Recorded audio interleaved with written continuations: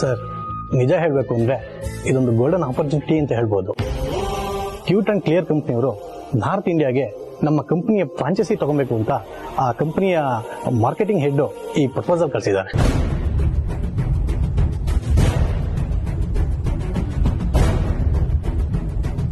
Sir, ನಮ್ಮ ಎಲ್ಲ ಕಂಪ್ನಿಗಳು ಲಾಸ್ಟ್ ಇಯರ್ ಲಾಸ್ ಅಲ್ಲಿದ್ರು ಕೂಡ ನಮ್ಮ ಫೇಸ್ ಕ್ರೀಮ್ ಕಂಪ್ನಿ ಮಾತ್ರ ಪ್ರಾಫಿಟ್ ಅಲ್ಲಿದೆ.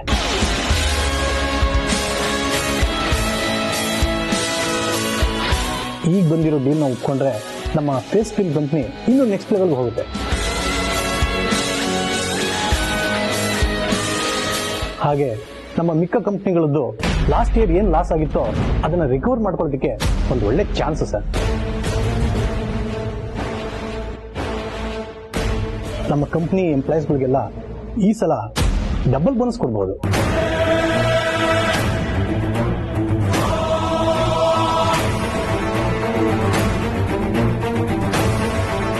ಎಲ್ಲ ಓಕೆ, ಬಟ್ ನಾವು ಫ್ರಾಂಚೈಸಿ ಕೊಡ್ತೀವಿ ಅಂತ ಎಲ್ಲೂ ಅನೌನ್ಸ್ ಮಾಡಿಲ್ಲ, ಪಬ್ಲಿಸಿಟಿನೂ ಮಾಡಿಲ್ವಲ್ಲ.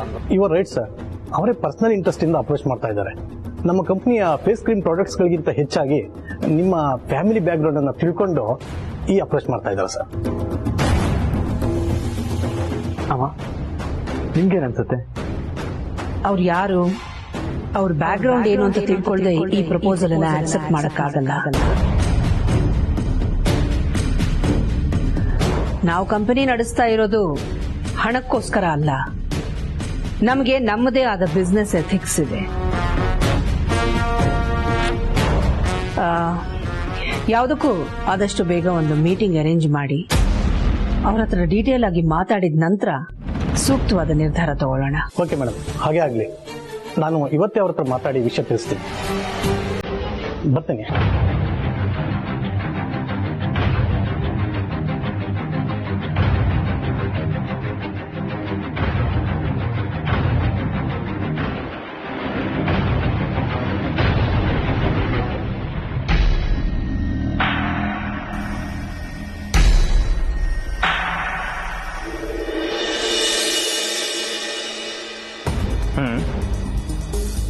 All right. ಸತೀಶ್, ಅಮ್ಮನೂ ಇಲ್ಲೇ ಇದ್ದಾರೆ. ನಾನು ಸ್ಪೀಕರ್ ಫೋನ್ ಆನ್ ಮಾಡ್ತೀನಿ, ಮಾತಾಡೋಣ.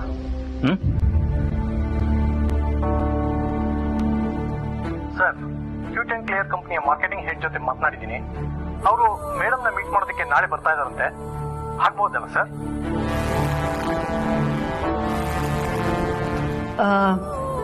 ಆಗ್ಬೋದು, ಆದ್ರೆ ನಾಳೆ ಸಂಜೆ ಅವರು ಆಫೀಸ್ಗೆ ಬರಲಿ. ಅಷ್ಟೊತ್ತಿಗೆ ಆದಿತ್ಯನ ಕೆಲಸನೂ ಮುಗ್ದಿರುತ್ತೆ. ನಾನು ಅಲ್ಲಿಗೆ ಬರ್ತೀನಿ, ಅಲ್ಲೇ ಕುತ್ಕೊಂಡು ಮಾತಾಡ್ಬೋದು. ಮೇಡಮ್, ಅವ್ರ ಕಡೆಯಿಂದ ಒಂದು ರಿಕ್ವೆಸ್ಟ್ ಇದೆ. ಏನದು? ಅವರು ನಿಮ್ಮನ್ನ ಮೀಟ್ ಮಾಡೋದಕ್ಕೆ ಮನೆಗೆ ಬರ್ತಾರಂತೆ. ಮನೆಗ?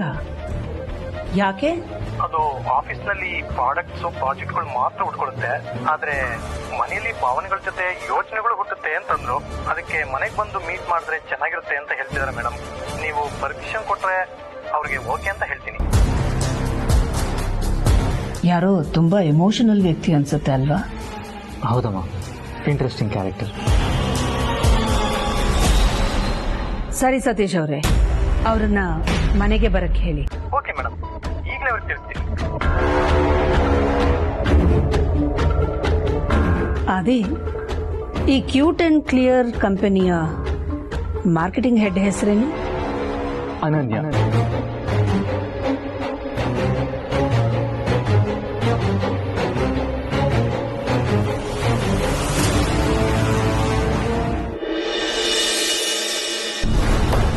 ಹಾ ಸತೀಶ್, ಅವ್ರು ಹೊರಟ್ರಾ? ಗುಡ್ ಗುಡ್, ಬರ್ಲಿ ಬರ್ಲಿ. ಅಮ್ಮನೂ ಮನೇಲೇ ಇದ್ದಾರೆ. Okay okay. ನೀವು ಹೇಳಿದ ತಕ್ಷಣ ಕರೆಕ್ಟ್ ಆಗಲ್ಲ ರೀ. ನಡಿ ಹೊರಗಡೆ.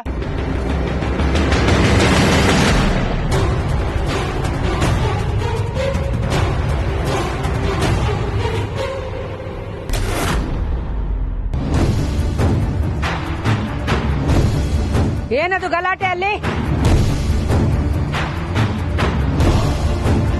ರೇ, ಏನು ಅಂತ ಹೇಳ್ತೇವೆ, ಮೊದ್ಲೇ ಕೆಳಗಡೆ ಬಂದ್ರೆ.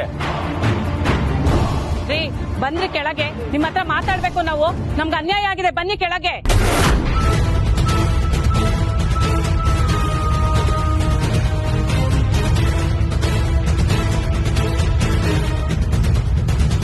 ಬರ್ಲಿ ಇವತ್ತು ನಮಗ್ ನ್ಯಾಯ ಸಿಗೋ ತನಕ ಯಾರು ಹೋಗೋದ್ ಬೇಡ ಇಲ್ಲಿಂದ. ಹಾ, ಏನ್ ಅನ್ಕೊಂಡ್ಬಿಟ್ಟಿದ್ದಾರೆ ಇವರು? ಯಾರ್ ನೀವೆಲ್ಲ? ಯಾಕೆ ಹೀಗ್ ಗಲಾಟೆ ಮಾಡ್ತಿದ್ದೀರಿ? ಇವಳು ನನ್ ಮಗಳು. ಅಪ್ಪನ್ ಕಳ್ಕೊಂಡಿರೋ ಇವಳಿಗೆ ಕೂಲಿ ನಾಲಿ ಮಾಡಿ ಮದ್ವೆ ಗೊತ್ತು ಮಾಡ್ದೆ.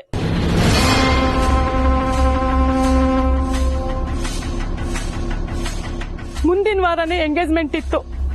ಬೆಳಗ್ಗೆ ಎದ್ದು ನೋಡಿದ್ರೆ ಅಷ್ಟು ಚೆನ್ನಾಗಿರೋ ಮುಖ ವಿಕಾರವಾಗಿತ್ತು.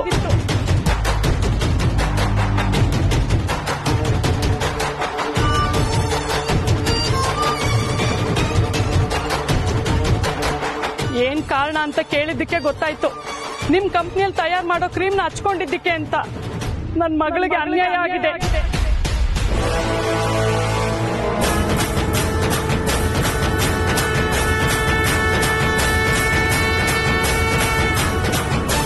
ಏನು, ನಮ್ ಕಂಪನಿ ಕ್ರೀಮ್ ಹಚ್ಕೊಂಡು ಮುಖ ಹಾಳಾಗಿದ್ಯಾ? ಹೌದು ಸರ್, ಬೇಕಾದ್ರೆ ನೀವೇ ನೋಡಿ.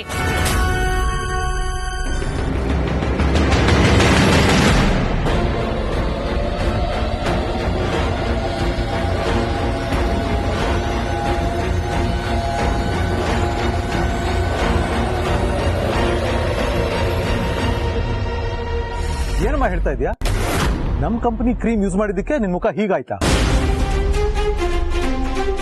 ಅದು ಹರ್ಬಲ್ ಕ್ರೀಮ್. ಇದುವರೆಗೂ ಯಾರು ಕಂಪ್ಲೇಂಟ್ ಮಾಡಿಲ್ಲ, ಅಂತದ್ರಲ್ಲಿ ನೀನ್ ಕಂಪ್ಲೇಂಟ್ ಮಾಡ್ತಿದೀಯಲ್ಲ. ನಾವ್ಯಾಕೆ ಸುಮ್ಮನೆ ಸುಳ್ಳು ಹೇಳ್ತೀವಿ? ನಮ್ಮ ಹುಡುಗಿಗಾಗಿರೋ ಅನ್ಯಾಯವ ನಾವು ಹೇಳಕ್ ಬಂದಿವಿ ಅಷ್ಟೇ.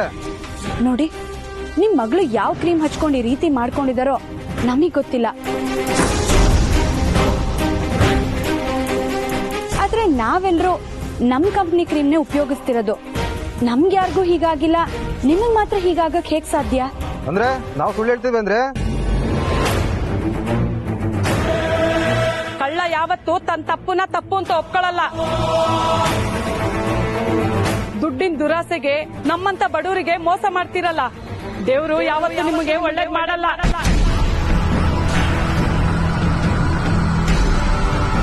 ನಿಮ್ಮಿಂದಾಗಿ ನಮ್ಮ ಮಗಳು ಮದ್ವೆ ನಿಂತೋಯ್ತು. ಹುಡುಗನ್ ಕಡೆಯವರು ಈ ರೀತಿ ಆಗಿದ್ಯಲ್ಲ ಮುಖ ಅಂತ ಮದ್ವೆ ಬೇಡ ಅಂತೇಳಿ ಕೈ ತೊಳ್ಕೊಂಡ್ರು. ನನ್ ಮಗಳು ಗತಿ ಏನಿವಾಗ?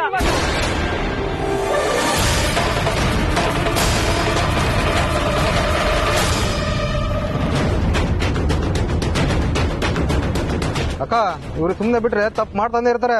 ಇವ್ರು ಸರಿಯಾಗಿ ಬುದ್ಧಿ ಕಲ್ಸಿದ್ರೆ ನಮ್ ನೋವೇನು ಅಂತ ಗೊತ್ತಾಗುತ್ತೆ. ಏನ್ರಿ ಮಾಡ್ತೀರಾ? ಏನ್ ಮಾಡ್ತೀವ ಇವಾಗ ಗೊತ್ತಾಗುತ್ತೆ.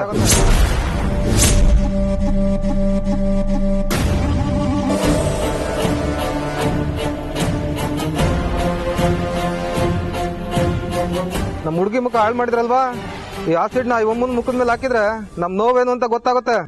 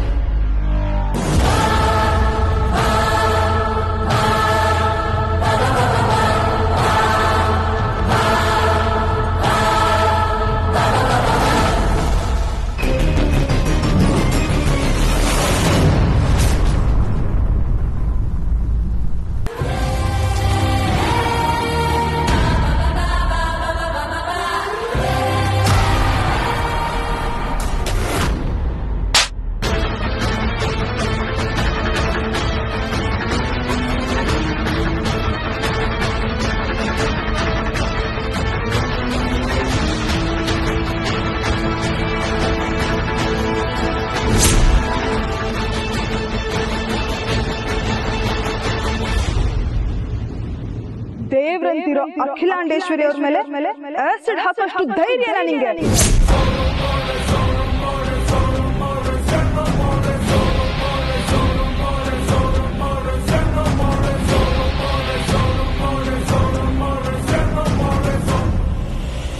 ಎಲ್ಲಿಂತೂ ಯಾರ ಬಗ್ಗೆ ಮಾತಾಡ್ತಿದ್ಯಾ ಅಂತ ಪರಿಜ್ಞಾನ ಇದೆಯಾ ನಿಂಗೆ?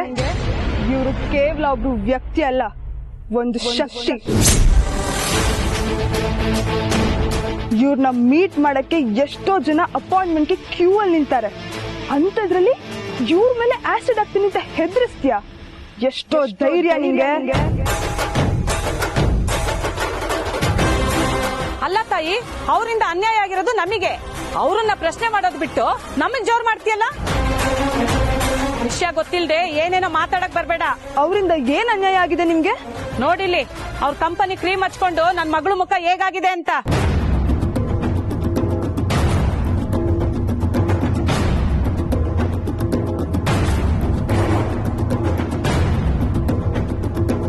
ನನ್ ಮಗಳಿಗೆ ಮದ್ವೆ ಗೊತ್ತು ಮಾಡಿದ್ದೆ. ಹುಡ್ಗನ್ ಕಡೆಯವರು ಇವಾಗ ನನ್ ಮಗಳು ಬೇಡ ಅಂತಿದ್ದಾರೆ. ನನ್ ಮಗಳಿಗೆ ಇವಾಗ ಯಾರ್ ಗತಿ? ಇವಳಿಗಾಗಿರೋ ಅನ್ಯಾಯನ ಯಾರಮ್ಮ ಸರಿ ಮಾಡ್ತಾರೆ? ಓ, ಇದಾ ನಿಮ್ ಪ್ರಾಬ್ಲಮ್? ಹಾ ಹೌದು. ನಿಮ್ ಮಗಳ ಮುಖ ಹಾಳಾಯ್ತು ಅಂದ್ರೆ ಪೊಲೀಸ್ ಸ್ಟೇಷನ್ಗೆ ಹೋಗಿ ಕೋರ್ಟ್ ಅಲ್ಲಿ ಕೇಸ್ ಹಾಕಿ.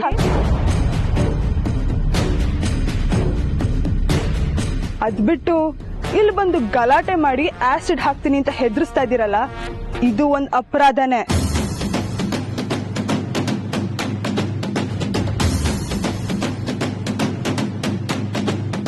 ಈಗ ನಿಮ್ಗಾಗಿರೋ ಅನ್ಯಾಯಕ್ಕೆ ನ್ಯಾಯ ಸಿಗ್ಬೇಕು ತಾನೆ?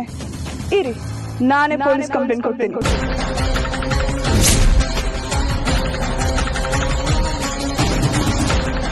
ಆಮೇಲೆ ಕೇಸ್ ಕೋರ್ಟ್ಗೆ ಹೋಗುತ್ತೆ, ಅಲ್ಲೇ ತಪ್ಪು ಯಾರ್ದು ಅಂತ ನಿರ್ಧಾರ ಆಗುತ್ತೆ.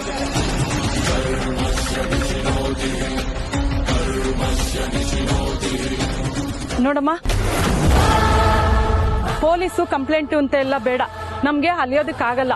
ನಾವು ಬಡವರು. ನಮ್ಮ ಮಗಳಿಗಾಗಿರೋ ಅನ್ಯಾಯಕ್ಕೆ ಏನಾದ್ರೂ ಒಂದು ಪರಿಹಾರ ಕೊಡ್ಸ್ಬಿಡು, ನಾವು ಹೊರಟೋಗ್ಬಿಡ್ತೀವಿ. ಹಾ ಹೌದೌದು. ನಷ್ಟ ಆಗಿದ್ರೆ ತಾನೆ ಪರಿಹಾರ ಕೊಡ್ಸೋದಕ್ಕೆ. ಬರೀ ನೀವೇ ಮಾತಾಡ್ತಾ ಇದ್ದೀರಾ? ನಿಮ್ ಮಗಳು ಸೈಲೆಂಟ್ ಆಗಿದ್ದಾಳೆ, ಯಾಕೆ? ಅವಳಿಗೆ ಮಾತ್ ಬರಲ್ವಾ? ಬರತ್ತಮ್ಮ. ಏಯ್, ಮಾತಾಡು. ಅದೇನ್ ನಡೀತು ಅಂತ ಸರಿಯಾಗಿ ಹೇಳವ್ರ ಹತ್ರ.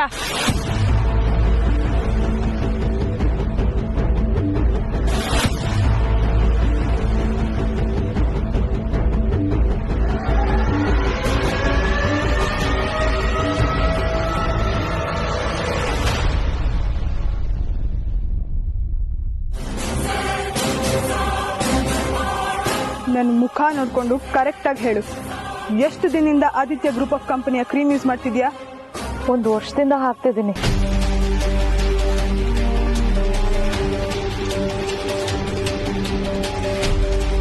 ನಿನ್ ಮುಖ ಈ ರೀತಿ ಯಾವಾಗಾಯ್ತು?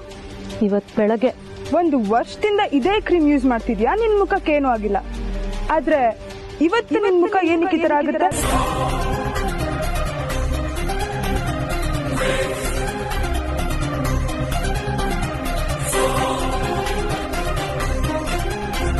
ನೋಡಮ್ಮ, ಏನೇನೋ ಹೇಳಿ ನಾವ್ ಮಾಡ್ತಿರೋ ಆರೋಪನ ಸುಳ್ಳು ಅಂತ ಸಾಬೀತ್ ಮಾಡಕ್ ಬರ್ಬೇಡ. ನೀವ್ ಹೇಳ್ತಿರೋದು ಸುಳ್ಳೆ.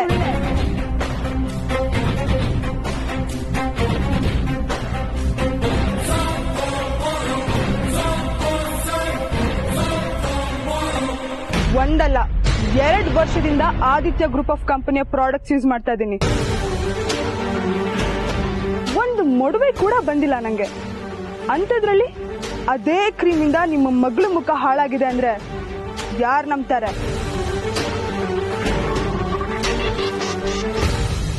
ಏನಮ್ಮ ಒಳ್ಳೆ ಲಾಯರ್ ತರ ಮಾತಾಡ್ತಿದ್ಯಾ? ಕೋರ್ಟಿಗೆ ಹೋದ್ರೆ ನಾಳೆ ಲಾಯರು ಇದೇ ಪ್ರಶ್ನೆ ಕೇಳ್ತಾರೆ. ಅದಕ್ಕೆ ನಿಜವಾದ ಸಾಕ್ಷಿ ನಾನಾಗಿರ್ತೀನಿ.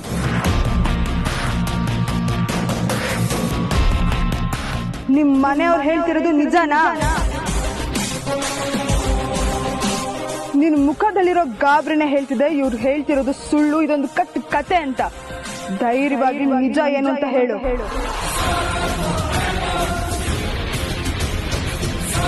ಹೌದು ಮೇಡಮ್, ಇವ್ರ ಕಂಪ್ನಿ ಕ್ರೀಮ್ ಹಾಕೊಂಡು ನನ್ ಮುಖ ಈ ರೀತಿ ಆಗಿಲ್ಲ.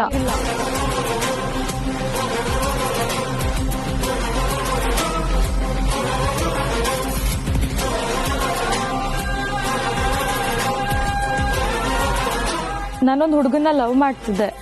ಅವನು ಬಡವ. ಈ ವಿಷಯ ನಮ್ಮ ಮನೇಲಿ ಗೊತ್ತಾಗಿ ಅವನನ್ನ ದೂರ ಇಟ್ಟು ಬೇರೆ ಹುಡುಗನ ಜೊತೆ ಮದ್ವೆ ಫಿಕ್ಸ್ ಮಾಡಿದ್ದಾರೆ.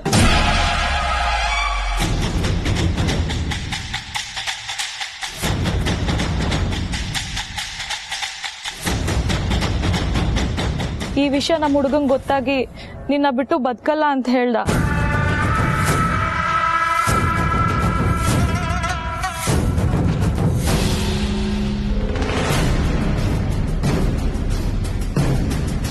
ಅದಕ್ಕೆ ಹೇಗಾದ್ರೂ ಮಾಡಿ ಈ ಮದ್ವೆ ನಿಲ್ಸ್ಬೇಕು ಅಂತ ತೀರ್ಮಾನ ಮಾಡ್ದೆ.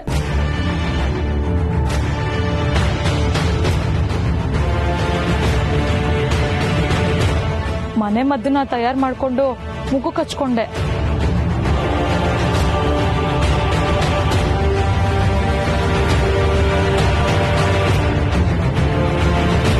ಚೆನ್ನಾಗಿರೋ ನನ್ನ ಮುಖನ ನಾನೇ ಹಾಳು ಮಾಡ್ಕೊಂಡೆ ಮೇಡಮ್.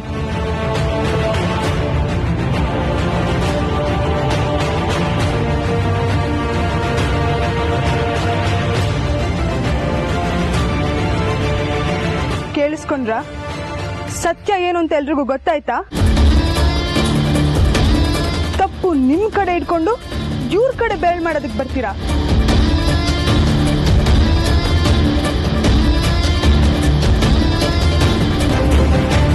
ಇವ್ರಿಗೇನಾದ್ರೂ ಸ್ವಲ್ಪ ಹೆಚ್ಚು ಕಮ್ಮಿ ಆಗಿದ್ರು ಎಲ್ರೂ ಜೀವನ ಪೂರ್ತಿ ಕಂಬಿ ಎಣ್ಸೋ ಹಾಗೆ ಮಾಡ್ತಿದ್ದಾರೆ.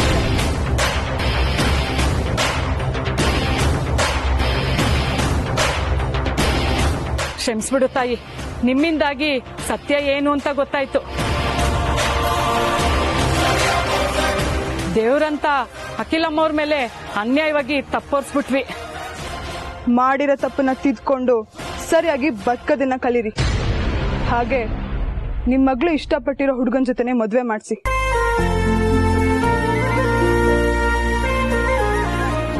ನಿಜವಾದ ಪ್ರೀತಿಗೆ ಬೇಕಾಗಿರೋದು ಅಂತಸ್ತು, ಆಡಂಬರ ಅಲ್ಲ, ಪ್ರೀತಿಸೋ ಒಳ್ಳೆ ಮನ್ಸು. ಆಯ್ತಮ್ಮ, ನಮ್ಗೆ ಕಣ್ ತೆರ್ಸಿದ್ರಿ. ಆ ದೇವ್ರು ನಿಮ್ಗೆ ಒಳ್ಳೇದ್ ಮಾಡ್ಲಿ. ಏಯ್ ಬಾರೆ.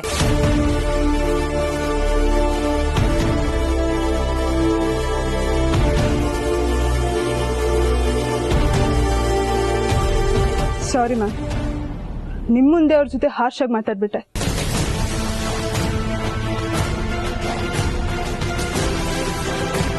ಬಟ್ ಅವ್ರು ನಿಮ್ಮ ಮೇಲೆ ಆರೋಪ ಮಾಡಿದ್ದು ನನ್ನ ಕೈ ಸಹಿಸ್ಕೊಳಕ್ಕಾಗಲಿಲ್ಲ. ಬೈ ದ ವೇ, ನಾನು ಅನನ್ಯ.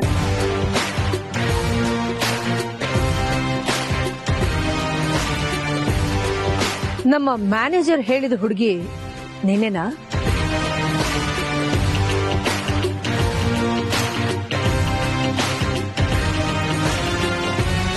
ಭೇಷ್. ನ್ಯಾಯನ ಹೇಗೆ ಎತ್ತಿ ಹಿಡಿಬೇಕು ಅನ್ನೋದನ್ನ ಯಾರಾದ್ರೂ ನಿನ್ನ ನೋಡಿ ಕಲಿಬೇಕು. ನಿನ್ನ ಮಾತಿನ ರೀತಿ, ನಿಪುಣತೆ, ಜಾಣತನ ಎಂಥ ವಾಗ್ಮಿಗೂ ಕಡಿಮೆ ಇಲ್ಲ. ಎಂಥವ್ರನ್ನು ಬೆರಗುಗೊಳಿಸ್ಬಿಡುತ್ತೆ. ಶಬಾಷ್. ಕೆಲವು ಸಲ ನಾವು ತಪ್ಪು ಮಾಡದೇ ಇದ್ದಾಗ ಅಥವಾ ತಪ್ಪಿನ ಆಪಾದನೆ ಹಠಾತ್ ಆಗಿ ಬಂದಾಗ ಅದನ್ನ ಹೇಗೆ ನಿಭಾಯಿಸೋದು ಅಂತ ಗೊತ್ತೇ ಆಗಲ್ಲ. ಬಹುಶಃ ಇವತ್ತು ನೀನ್ ಇಲ್ದೆ ಹೋಗಿದ್ದಿದ್ರೆ ನಮಗ್ ತುಂಬಾ ಕಷ್ಟ ಆಗಿರೋದು. ಇದನ್ನ ಇಷ್ಟು ಚೆನ್ನಾಗಿ ಇತ್ಯರ್ಥ ಮಾಡೋದಕ್ಕೆ ಸಾಧ್ಯ ಆಗ್ತಿರ್ಲಿಲ್ಲ.